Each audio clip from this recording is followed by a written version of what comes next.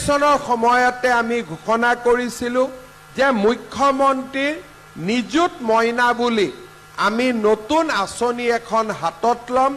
সেই আঁচনিখনৰ অধীনত আমাৰ যিমান ছোৱালী এইবাৰ কলেজত এডমিশ্যন ল'ব তেওঁলোকক আমি 10,000, 12,500 আৰু 25,000 টকা বছৰি আমি তেওঁলোকক বৃত্তি হিচাপে আগবঢ়াম।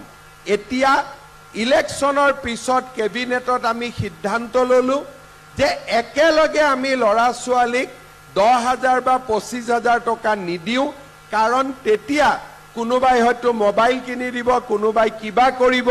সেইকাৰণে এতিয়া আমি সিদ্ধান্ত ল'লোঁ যে আমি মাহে মাহে হায়াৰ ছেকেণ্ডাৰী পঢ়া ছোৱালী যোনে এইবাৰ এডমিশ্যন ল'ব প্ৰত্যেক মাহত আমি তেওঁলোকৰ বেংক একাউণ্টত 1,000 টকাকৈ আমি সোমাই দিম। আৰু যিবিলাক ছোৱালীয়ে গ্ৰেজুৱেশ্যনত পঢ়িব বা ডিগ্ৰীত নাম লগাব তেওঁলোকৰ বেংক একাউণ্টত আমি 12,500 টকা আমি সোমাই দিম।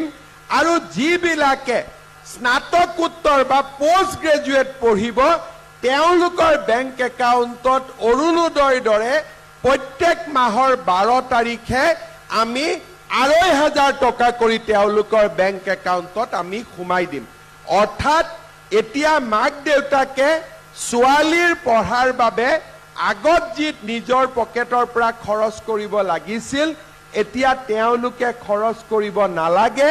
এতিয়া গোটেই দায়িত্বখিনি চৰকাৰে খৰচ কৰিব।